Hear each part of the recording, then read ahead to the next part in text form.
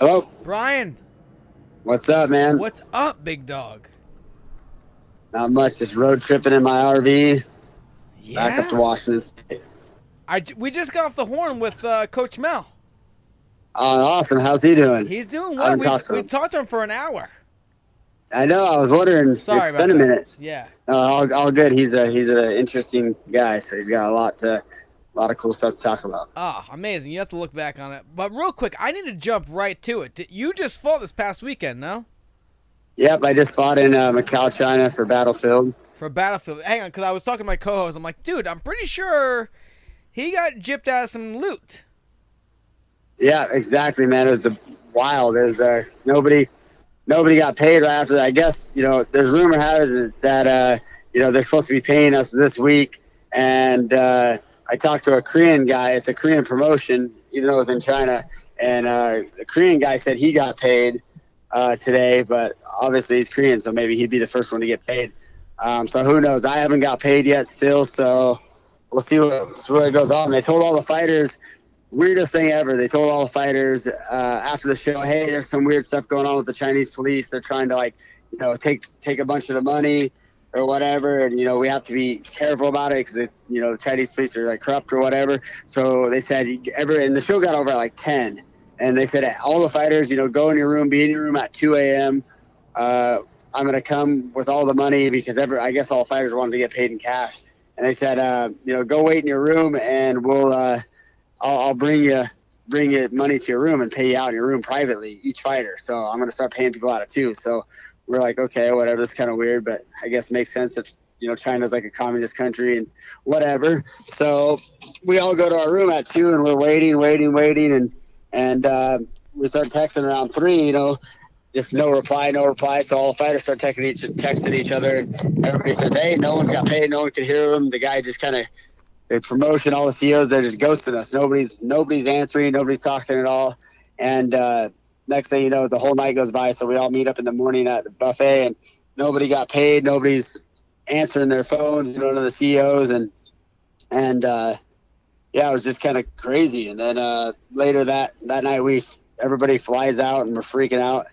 And we get a day later, we get a message from the matchmaker saying, I wasn't aware this was going to happen. They told me they had all the money, in escrow, which they told my manager as well that they had all the money in like an escrow trust fund to pay the fighters, and it was all good. And they have a new investor, a different guy, I guess. And but I guess that's what they get paid. They said that they're still going to pay us, and that he's working on getting our money, and that the investor guy went out and got drunk after the fights, like went out and partied and got super smashed, and there he was trying to tell him, hey man, we need to get them, get these fighters their money. And the guy was like, oh, I'll pay him later on this week or whatever.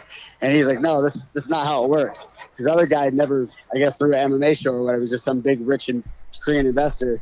And so he's like, yeah, I'll pay him whenever. And he's like, dude, this is how it works. So yeah, that's pretty much where it left That's off at. And crazy. yeah, we're waiting to get paid now. We had to give him the matchmaker our wire transfer, bank account numbers, all this crap. So So it wasn't until I saw the match being lined up. Well, hey, you fought Raja Shippen. I had trained with him a ton of times at Rain when I would be in California. He's super talented in his striking, but his wrestling isn't yeah, the best. And yeah, I know your wrestling jiu-jitsu is top notch.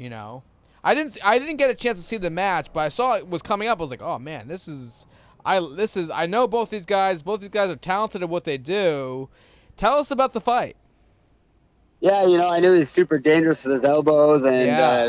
kickboxing, he could throw elbows from all kinds of different angles, and just really tricky on his feet. Good striking, athletic guy, and.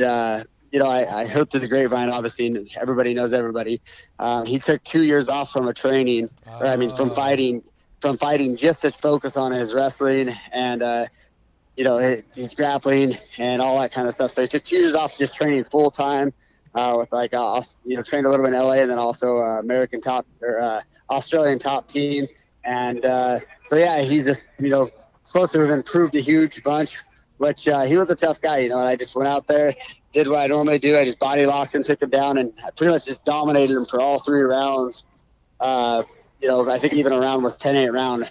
But I didn't want to submit the guy. I'm always submitting him, so I just wanted to TKO him and beat him up, but he was so sticky at hanging on to me. I never fought a guy in 46 fights that could hang on to me, like tie me up that well on the ground. Like I could not get my freaking hands free. I'd get free and punch him 2-3 times, try to posture, and he'd somehow get back a hold of me again. And I spent my arms were so gassed. I've never, in the wrestling match, back in the day in college, your arms would get so blown up, pumped from gripping.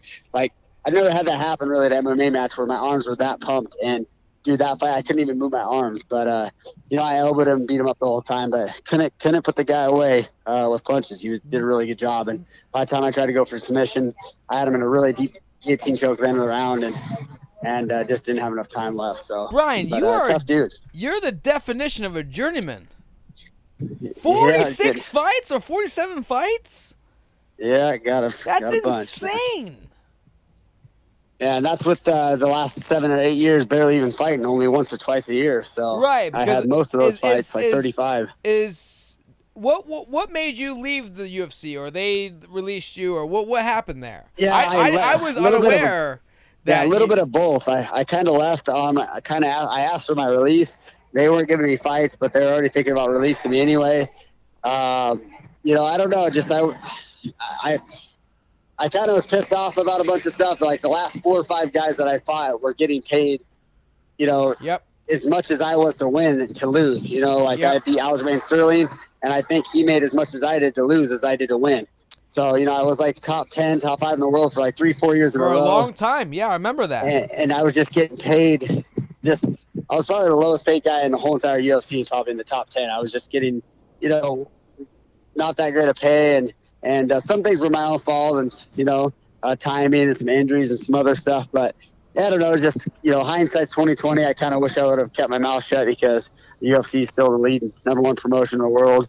Regardless, even if my pay was bad compared to the UFC, it was still good to other places. So, I think, I'm going to go out and smash a few guys, get a 3 or 4 fight win streak, and hopefully, re-get signed back to the UFC. But it's just I gotta do things their way a little bit. As you know, I managed Meisha Tate and coached her for 10 years, and I don't think that did me well. Right. Speaking on her behalf of the UFC, kind of being the bad guy, so I got them not liking me, basically talking crap to the UFC. So I they used to love me, and then I got bad reviews from them talking to Meisha and negotiating her contracts and just being difficult in that aspect. And that's when I learned the value of a good manager. They could always take the fall and be the bad guy. But in this aspect, I was being the bad guy for the manager, but it was leaking over into my career. So it was, hindsight's 2020. So if I can ask, like, whatever happened with that? You and Miss Tate. Just we were together for a long time. We were together for almost 10 years. Yeah. And just a lot of different personal things that kind of just grew apart a little bit, just with age and time, and shit happens in relationships, and we just kind of drifted apart and ended up going our own ways. Yeah, because I know, over time people change sometimes, and I remember being in a relationship where just 4 years down the road, I was just like, you know what? Like, you're not the same person. I'm not the same person, and that's how it's supposed to be, though. Yeah, exactly. In my head, I feel like marriage, I'm not saying you guys are married, but in general, marriage should be a 10-year lease, if you will. Yeah, right. Like, after 10 years, hey, you have a good time? Like, you want to or no? You want to renew this, or should we just cut the cord? Yeah. But, marriage, they say people change every 7 years. They say people's taste buds change, their personality changes, their whole entire life, view changes on, with time, and it's crazy. So, yeah, I think, her, surgence of fame and notoriety and all that kind of stuff. And, I was in the UFC as well. Both of our careers kind of spending too much time. I was talking to a counselor, and they said that the time that we had spent together in those 10 years was the equivalent time that a different marriage couple would have spent 33 years together. Wow. Because taking into account hourly throughout days, most people, they go to work, the wife is at home, the wife goes to work, they spend time, but we're at the gym together, we travel together, we do this together. So we were spending 3 times as much, a little over 3 times as much time together as any other normal relationship. Which makes sense. Because I've been in relationships where I'm like, man, I would go away for a week and I'm like, I needed that. Like I was around her too, you know what I mean? And like I'd be away, like you miss me. I'm like, well, I don't want to lie to you. I don't miss you. I'm gonna see you Monday. I've been only away a day, Yeah, you gotta have your own lives. You gotta have your own characters. You gotta have your own. You gotta be your own person. So hang on. So you spoke about your relationship with Meisha Tate, her being like a star and stuff like that in the UFC, because Miss Paige Van Zant, I believe she's like I've heard she's a diva. I don't know personally. I've met her personally. She's a sweetheart, but I've heard that she's a diva and that she's kind of the reason why her boyfriend, who's a fucking complete stud badass, is not in the UFC. Yeah, it's people think it's going to be a great idea. You know what I mean? Like, look at the shit I went through dating Meisha. I mean, firsthand. You've known me. We're all Ultimate Fighter together. How much people talk shit. Other fighters talk shit. Mr. Tate. Fans. Yeah, exactly. It's fucking ridiculous. Like, no matter how good I was. I beat at one point I was number 3 in the world. Yeah. It doesn't matter. It's just nobody gives you the notoriety. So you think that it could help you, and there are aspects that it could have helped out. But overall, I think it's almost more of a negative. You become, more infamous than famous. And, they say any publicity is good publicity, but sometimes if you don't, if the right people, like I said, he's not in the UFC, maybe, but that could be hurting his career, definitely. Is he maybe getting more followers and more eyes on him? People know him because of her? Yes. But is he in the UFC? Maybe not in there because of her? Possibly, so. It's a double-edged sword. And then, but like in terms of you talking about, you were making just as much as you to win as the guys you were fighting to lose. It's unfortunate that you have to have this like soap opera following and constantly putting on your social media and stuff like that to get paid that. Yeah, I would say there's a very strong correlation between what you get paid and your following. Yeah, I agree. And, for a while, actually, I had probably one of the biggest followings on Ultimate Fighter from our season originally. Yeah. Because probably of Meisha. So, people were following. They wanted to see her. But it wasn't even necessarily for me. But also because of that, because I would get so much shit talking to me by fans and just other people. And now it doesn't bother me. Now I'm like, I figured it out. But in the beginning, it was really, people didn't know me. And I'd get super upset. So I just shied away from all social media. I was like, fuck this. I'm not doing it. I don't give a shit about this. I'm going to be best in the world. And I didn't realize how much money I was leaving on the table by just not caring and doing my social media. So, by not growing with the social media, I had a head start, and I kind of got way behind on that. And I think you're absolutely right. That is a huge difference to be able to get paid in marketability and that kind of stuff.